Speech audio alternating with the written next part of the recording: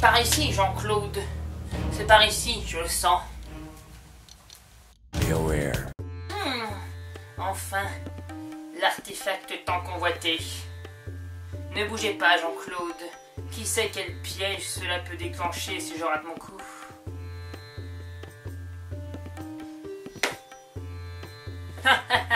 Excellent! Excellent! Voyez, pauvre fou, j'avais raison.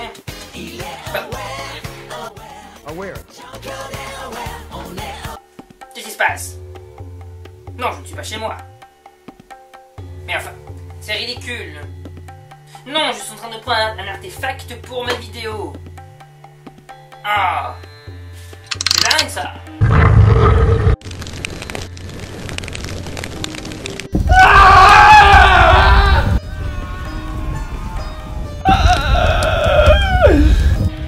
Non, non, mon assistante est là-bas. Elle passe le balai. Elle n'a droit qu'à ça de toute façon.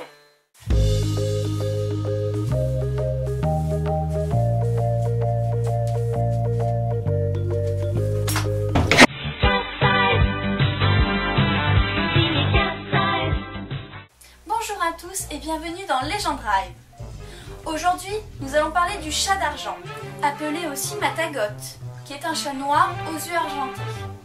On doit sa légende à des mythes de Gascogne, de Provence et du Languedoc, mais principalement de la Bretagne.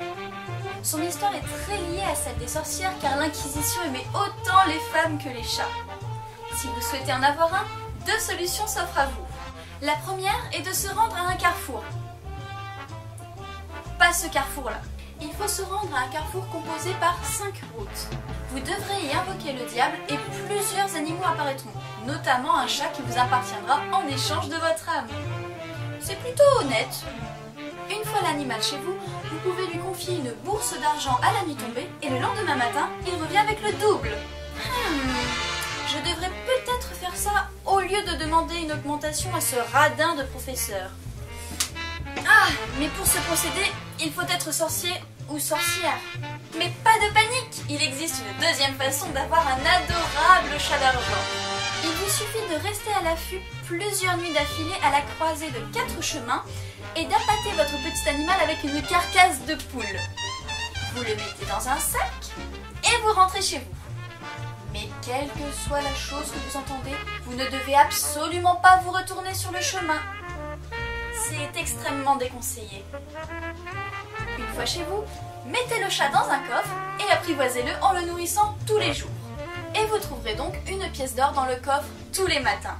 Bon, c'est moins rapide qu'avec la bourse, mais si vous n'êtes pas sorcier, pas trop le choix. Il arrive que le chat d'argent serve 9 mètres. Dans ce cas, le dernier est conduit aux enfers. Quand on vous dit que l'argent ne tombe pas du ciel, il faut prendre ça très au sérieux. D'ailleurs, il est dit qu'un sorcier de Gascogne aurait été étranglé par ses matagotes parce qu'il les aurait négligés juste après être devenu riche. Le matagot, ou chat d'argent, est aussi parfois appelé mandragote. C'est de lui d'ailleurs que l'on tient les expressions herbe de Matagot ou herbe du Mantagon lorsque l'on parle de la mandragore et ce dans le sud de la Loire. Vous savez, cette fameuse plante qui ressemble à un être humain. Quoi qu'il en soit, le mythe du Matagot est resté très vivace jusqu'au 19e siècle à peu près. En effet, c'est à cette époque qu'un homme fait l'acquisition d'un Matagot pour la modique somme de 300 francs. Une affaire. Tout ça auprès d'une femme se revendiquant comme sorcière. Au bout de 8 jours, l'homme n'avait toujours pas gagné d'argent grâce à son fameux chat. Surprenant. Il a donc intenté un procès contre l'arnaqueuse qui a été condamnée par le juge de paix à lui reverser les fameux 300 francs.